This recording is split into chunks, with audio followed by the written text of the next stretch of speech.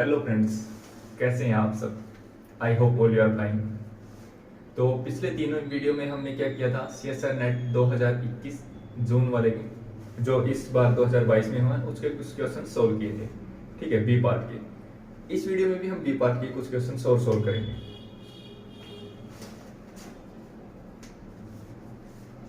तो उन तीन वीडियोज में हमने 16 क्वेश्चन सोल्व कर लिए थे। आज क्वेश्चन नंबर 17 है अपना। ओके, ये क्वेश्चन रिंग थ्योरी से है। आपको स्क्रीन के ऊपर दिखाई भी दे रहा होगा। बहुत इजी क्वेश्चन था, रिंग थ्योरी का क्वेश्चन है। क्या बोलता है, which of the following statement is necessarily true for a commutative ring with unity. किसके लिए एक रिंग दिया है जो कॉम्यूटेटिव रिंग विद यूनिटी है। ओके, फर्स्ट ऑप्शन में बोलता है R may have no maximal ideal. R के पास कोई भी मैक्सिमल आइडियल नहीं होगा। क्या बोलता है, R may have no maximal ideal, कि ऐसा आर हो सकता है जिसके पास कोई भी मैक्सिमल आइडियल ना हो। बट ये रिजल्ट है, एक रिजल्ट होता है। If R is commutative ring with unity, then it has at least one maximal ideal. At least one maximal ideal. इसका प्रूफ आपको कहीं भी मिल जाएगा। इस चीज का प्रूफ है ना, वो मैं यहाँ तो नहीं करवाऊंगा, पर मैंने जहां भी देखा था इसका प्रूफ, वहां वो जोन्स लेमा को यूज करके इस चीज का प्रूफ करता है।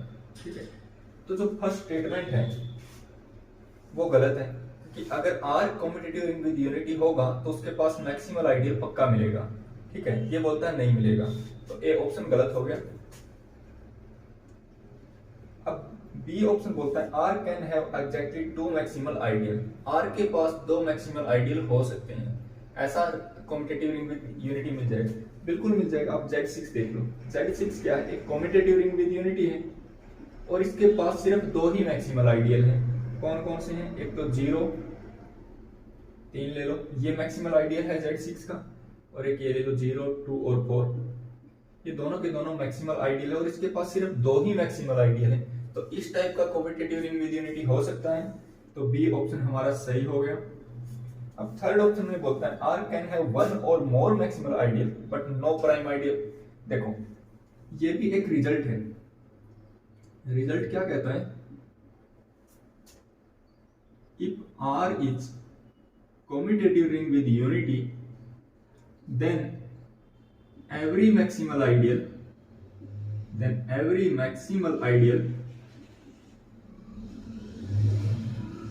is also prime ideal। तो ये रिजल्ट है। अगर मैक्सिमल आइडियल मिलेगा तो प्राइम आइडियल भी पक्का मिलेगा, क्योंकि R C R U है, तो सी ऑप्शन गलत हो जाएगा। अब डी ऑप्शन में बोलता है R has at least two prime ideal. ये बोलता है कि आर के पास कम से कम दो प्राइम आइडियल तो होंगे ही होंगे। ये देख लो, कोई भी फील्ड होता है ना, कोई भी फील्ड होता है, तो हर फील्ड क्या होता है, कम्यूटेटिव रिंग विद यूनिटी होता है, और हर फील्ड के पास सिर्फ एक ही प्राइम होता है। Every field has only one prime ideal, only one prime ideal. तो ये बोलता है कि कम से कम दो तो होंगे, तो हमें ऐसा मिल गया सीआरयू जिसके पास एक ही प्राइम आइडियल। तो डी ऑप्शन भी क्या हो गया, डी ऑप्शन भी गलत हो गया। तो इस क्वेश्चन का सिर्फ डी ऑप्शन सही है। ओके,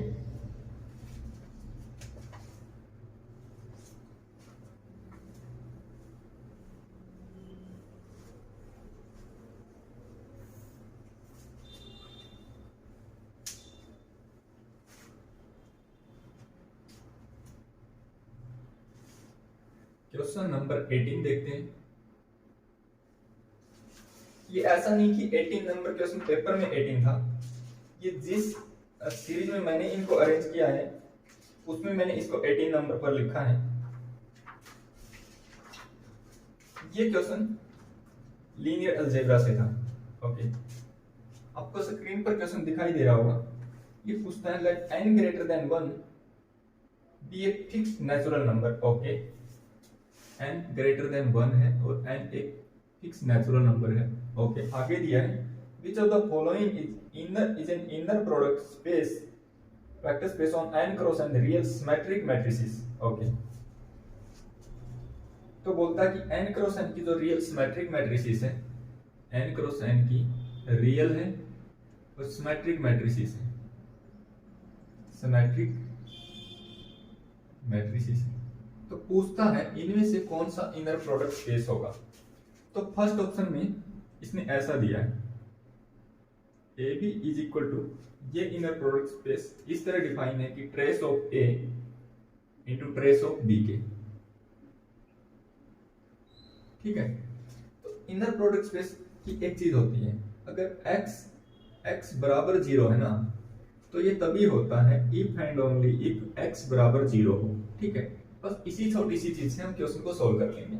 ओके, तो हम एक ऐसा ए सोच लेते हैं, बड़े आराम से मिल जाएगा। ये क्या है, ये एक सिमेट्रिक मैट्रिक्स है। ओके, ये एक सिमेट्रिक मैट्रिक्स है, इसका ट्रेस कितना है, ट्रेस ऑफ ए 0 है।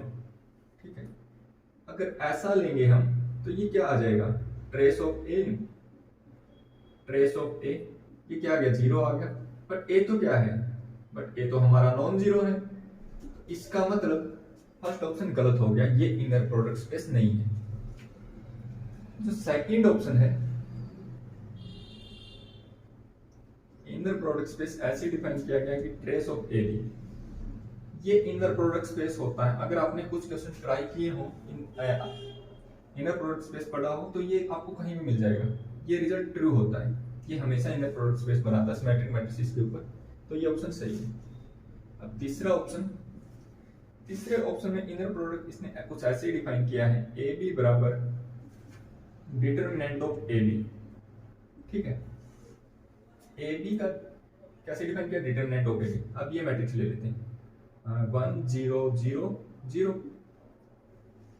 मान लीजिए ये मैट्रिक्स है हमारा, तो ए बराबर क्या आ जाएगा, डिटरमिनेंट ऑफ ए। ठीक है, इसका स्क्वायर करेंगे तो यही मैट्रिक्स आएगी, तो ये चीज, और इसका डिटरमिनेंट 0 है, बट हमारा ए तो नॉट इक्वल टू 0 है। ठीक है, ऐसा होता नहीं है, तो ये ऑप्शन भी गलत हो गया। अब अगले ऑप्शन में दिया इसने ऐसा डिफाइन किया गया है इनर प्रोडक्ट स्पेस कि trace of A plus trace of B. ठीक है, सेम एग्जांपल ले लो, ये ए क्या हो जाएगा, trace of A plus trace of A, इसका ट्रेस भी 0 और ये भी 0, सो टोटल भी 0, बट ए तो हमारा नॉन 0 है, तो फोर्थ ऑप्शन भी क्या हो गया, गलत हो गया।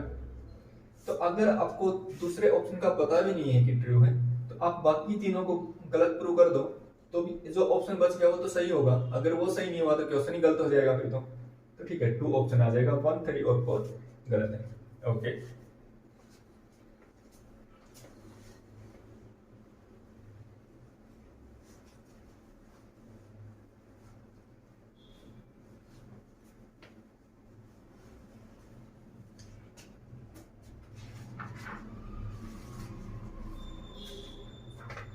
ये क्वेश्चन बहुत ही इजी था। क्वेश्चन नंबर 19, ये क्वेश्चन मैट्रिक्स स्पेस से है, तो इसने ऐसा दिया है एक्स बी कोई एक मैट्रिक्स स्पेस है। ठीक है, और क्या दिया है, एफ एक्स से वाई एक फंक्शन है, और फंक्शन कुछ इस टाइप से डिफाइन किया गया है, और फंक्शन इस चीज को सेटिस्फाई करता है, F of X F Y less than equal to D X Y. ठीक है, for every X Y belongs to X. ठीक है, तो कंटिन्यूटी की क्या डेफिनेशन होती है, तो डेफिनेशन क्या है, ये कंटिन्यूटी की तो डेफिनेशन है, देखो f of x minus f of y आ जाए, ऐसा लिख दो, for every epsilon greater than 0 there exists delta greater than 0 such that distance of f of x f of y less than equal to epsilon whenever distance of X Y less than delta. ठीक है, अगर ऐसा हो जाए तो ये क्या है, ये कंटिन्यूटी की तो डेफिनेशन लिखी है, ये भी वही लिखा है। तो यहाँ पर जो एप्सिलॉन होगा वो हम ऐसे लिख सकते हैं, देखो उस एप्सिलॉन के लिए डेल्टा कैसे फाइंड करेंगे, बड़ा आसानी से मिल जाएगा। ये ऐसी चीज है, अगर ये ऐसा है डिस्टेंस ऑफ एक्स वाई, तो जो हमारा एप्सिलॉन है ना उसी को आप डेल्टा ले लो। ठीक है, तो जो एप्सिलॉन होगा वही डेल्टा हर जगह हमारा काम कर देगा। तो फंक्शन क्या आ जाएगा, हमारा फंक्शन कंटिन्यूस आ जाएगा। ये सिंपल डेफिनेशन लिखा और कुछ भी नहीं था, फंक्शन कंटिन्यूस है तो ए ऑप्शन सही हो जाएगा। ओके, और बोलता कि बी ऑप्शन बोलता F is injective, F is injective. इसके लिए आप सोच सकते हैं एफ एक्स बराबर मोड एक्स ले लेते हैं। ठीक है, हमें पता देखो mod of x minus mod Y less than equal to होता है एक्स माइनस वाई के। ठीक है, बट मोड एक्स तो क्या है हमारा, इंजेक्टिव नहीं है, नॉट इंजेक्टिव, और क्या है सब्जेक्टिव भी नहीं है, बाइजेक्टिव भी नहीं है, not bijective, O sorry not surjective. तो बी और सी ऑप्शन भी क्या हो जाएगा, गलत हो जाएगा, क्योंकि इसका तो आपको ये भी पता होगा ना, मोड एक्स का ग्राफ ऐसे होता है, ना तो 1 1 है ना ऑन 2 है, और फंक्शन r से r है, मतलब अगर x को हम r मान लें तो सी ऑप्शन, सॉरी कौन सा ऑप्शन था ये, बी ऑप्शन गलत हो जाएगा, ए ऑप्शन सही और सी ऑप्शन भी गलत हो जाएगा। डी में बोलता है कि अगर f इंजेक्टिव होगा तभी f सब्जेक्टिव होगा। ओके, इस चीज को सेटिस्फाई करता है, f इंजेक्टिव है तभी f सब्जेक्टिव है, ऐसा लिखा है। f is 1 1 if and only if f is on 2। ठीक है, तो ऐसा हमें एक फंक्शन जो 1 1 होगा तभी f on 2 होगा, तो ऐसा एक 1 1 फंक्शन f x से y है। ये देख लो, f r से r ले लेते हैं, एफ एक्स बराबर, तो ये तो tan inverse x, tan inverse x का ग्राफ कुछ ऐसे बनता है, फंक्शन कंटिन्यूस है, इस चीज को सेटिस्फाई करेगा। सर ये सेटिस्फाई करा तो फंक्शन कंटिन्यूस है, और ये क्या, ये 1 1 तो है बट ऑन 2 नहीं है, तो क्या हो जाएगा, डी ऑप्शन भी गलत हो जाएगा। ओके, तो सिर्फ ए ऑप्शन सही होगा। बात क्वेश्चन आपको स्क्रीन पर दिखाई दे रहा होगा, ये क्वेश्चन है पार्शियल डिफरेंशियल इक्वेशन का, बहुत ही सिंपल क्वेश्चन था। क्वेश्चन कुछ ऐसा दिया था, del U upon del Y minus X del U upon del X plus U minus 1 is equal to 0। Okay, del U upon del X, तो बाय लैग्रांज इक्वेशन से या फिर बोलो लैग्रांज मेथड से हम इस चीज को कैसे सॉल्व करते हैं, डी एक्स अपॉन, ये देखो यहाँ पर x है तो ये नीचे minus X, D Y upon 1 और डी यू अपॉन क्या जाएगा, ये दूसरी साइड जाएगा तो 1 माइनस यू। ठीक है, पहले इन दो चीज को ले लेते हैं, तो ये क्या हो जाएगा हमारा, माइनस का log x plus log of c constant और equal to log sorry y, तो ये हो गया हमारा log of c upon x is equal to y, और यहां से आ जाएगा हमारा c upon x is equal to e की पावर y, इसको c1 ले लेते हैं ना, तो ये हमारा c1 इज इक्वल टू आ गया x e की पावर y। तो एक तो हमने ये सॉल्व कर लिया, अब क्या करते हैं, अब इन दो को ले लेते हैं, या इन दो को ले लो, उसमें कोई प्रॉब्लम नहीं है, इन दो को लिया, अब की बार इन दो को ले लेते हैं, चलो इन दो को ले लें, तो ये हो जाएगा हमारा माइनस का log ऑफ x, ठीक है, प्लस उसका log of C2 is equal to log 1 minus U. ठीक है, अब u माइनस का तो यहाँ पर भी माइनस। ठीक है, ये हो जाएगा हमारा यहाँ से log of C2 upon x, और ये हो जाएगा हमारा log ऑफ 1 ऐसा हो जाएगा। दोनों साइड एक्सपोनेंशियल फंक्शन अप्लाई कर देते तो हमें यहाँ से मिल जाएगा C2 upon X is equal to 1 upon 1 minus U. तो यहाँ से अपना C2 आ जाएगा x अपॉन 1 माइनस यू। ठीक है, अब देखो इसको हम लिख सकते हैं ऐसे, ये हमारा C1 और ये हमारा C2। ठीक है, तो f of x upon 1 minus you मैंने कुछ ऐसा लिख लिया x e की पावर y। ठीक है, ओके, एक बार इससे देखिए कंडीशन क्या दी इसमें।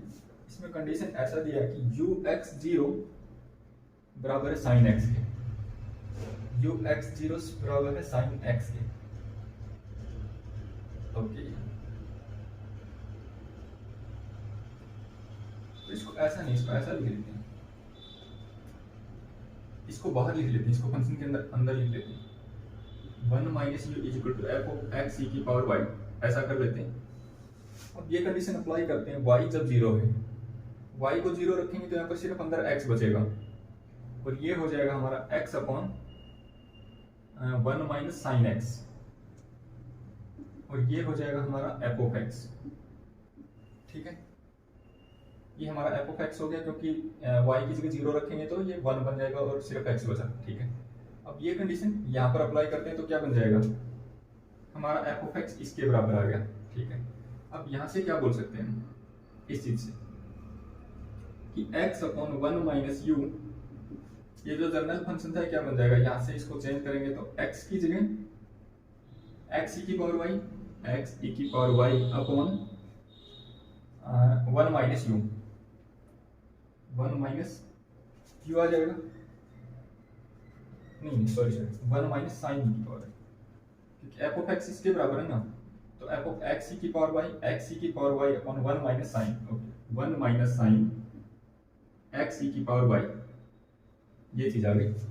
और हमसे वैल्यू पूछता है ये u01 की, हमसे वैल्यू ये पूछी गई u01 किसके बराबर होगा। ओके, तो यहाँ से हम u की वैल्यू फाइंड कर लेते हैं।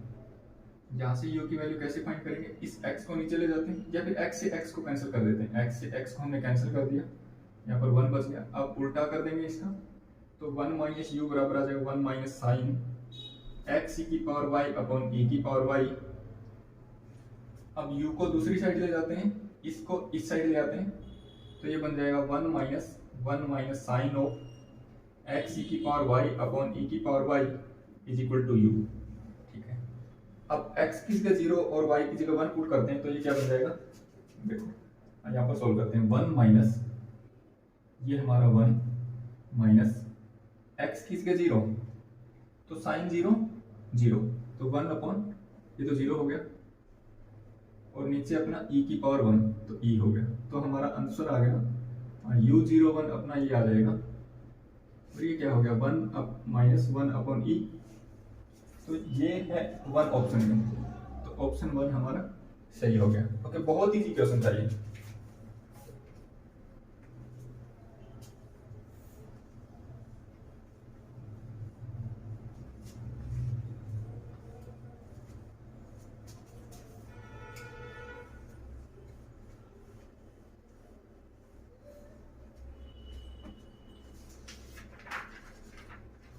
क्वेश्चन नंबर 21 देखो, ये क्वेश्चन डिफरेंशियल इक्वेशन का था, ऑर्डिनरी डिफरेंशियल इक्वेशन। ये क्वेश्चन भी बहुत इजी था, कुछ ऐसा दिया था कि इसके अंदर ऐसे लिखा था, ए में लिखा था dx अपॉन dt बराबर है x क्यूब के, और इनिशियल कंडीशन ये दिया है, और दूसरे में दिया है dx अपॉन dt, ये दिया x sine of x square, और इनिशियल कंडीशन इसने ये दिया है। Related to this differential equation we make the following assertion, the solution of A blows up in finite time. ये बोलता है कि इसका जो सॉल्यूशन है वो फाइनाइट टाइम में ब्लो अप करेगा। ब्लो अप का मतलब कि इंफिनिटी को जाएगा फाइनाइट टाइम में, मतलब किसी फाइनाइट लिमिट पर इसका सॉल्यूशन इंफिनिटी को चला जाएगा। और इसका क्या बोलता है, the solution of be blow up in finite time. तो इसका भी बोलता है कि इसका सॉल्यूशन फाइनाइट टाइम में इंफिनिटी के ऊपर चला जाएगा। तो पहले इसको सोल्व करते हैं। ये क्या हो जाएगा, dx upon x cube is equal to dt। तो x minus 3 plus 1 upon minus 3 plus 1 is equal to t plus c, ऐसा हो जाएगा। तो ये क्या बन जाएगा, यहाँ से हमारा x की power minus 2 upon minus 2 is equal to t plus c।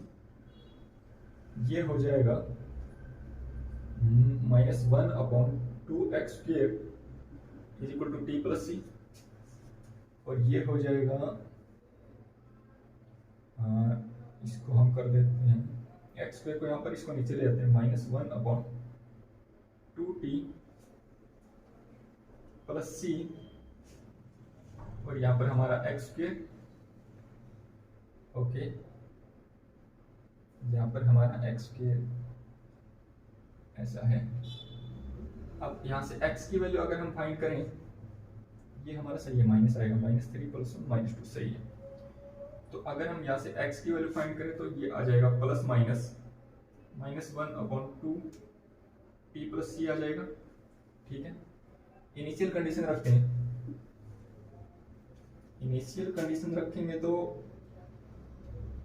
x 0 बराबर 2 इंप्लाई करेगा x की जगह 2, t की जगह 0 रखेंगे तो plus minus 1 upon 2t, sorry t की जगह 0 रखेंगे तो 2c हो जाएगा, 2c ऐसा हो जाएगा।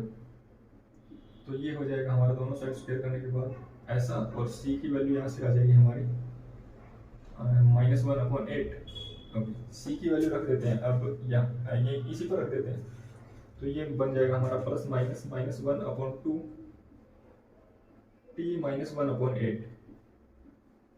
ठीक है, अब देखो जब ये सॉल्यूशन, जब हमारा t 1 अपॉन 8 को टेंस करेगा, जब हमारा t 1 अपॉन 8 को टेंस करेगा तो x किसको टेंस करेगा, इंफिनिटी को। तो ये क्या फाइनाइट टाइम में इंफिनिटी को टेंस कर रहा है। ओके, तो इसका मतलब जो 1 है, और सॉरी जो ये इसने 1 लिखा था, इसको 1 लिखा था इसने, और इसको 2 लिखा था। तो जो ये हमारा 1 है ये सही हो जाएगा, जो इसने ऑप्शन में दिया था कि the solution of A blows up, ये तो ए ही लिखा, ये ए था और ये बी था, आंसर में लिखा था उसने 1 और 2। तो जो पहली जो स्टेटमेंट है वो सही हो जाएगी क्योंकि फाइनाइट टाइम में इंफिनिटी को टाइम्स कर रहा है ये। ओके, अब इसको देखते हैं। अब इसको अगर हम सोल्व करते हैं तो बहुत टाइम लग जाता है, और क्या आपका सोल्व ना भी होता है डिफरेंशियल इक्वेशन। बट यहाँ से हम एक चीज सोच सकते हैं कि dx अपॉन dt इसने ऐसा लिखा था कि x साइन x स्क्वायर। ठीक है, अगर हम ऐसा कर दें तो ये किससे लेस आ जाएगा, इससे लेस आ जाएगा। ठीक है, अब किसी फंक्शन का डेरिवेटिव इससे कम है, इससे कम है, तो मतलब ये देखो x फंक्शन ऐसा बनता है और डेरिवेटिव इससे कम है, तो फाइनाइट टाइम में तो इंफिनिटी को नहीं जाएगा। किसी का फंक्शन का डेरिवेटिव अगर इससे कम है तो फाइनाइट टाइम में तो इंफिनिटी को नहीं जाएगा, तो इनफाइनाइट टाइम में ही जाएगा। तो इसका मतलब जो दूसरी स्टेटमेंट है वो गलत हो जाएगी। तो सही ऑप्शन क्या होगा, 1 is true 2 is false, तो बी ऑप्शन सही आ जाएगा हमारा। अगर आप इसको सोल्व करने लग जाते तो शायद बहुत टाइम लग सकता था, मैंने इसको सोल्व नहीं किया, बट यहीं से इसको सोचा जा सकता है।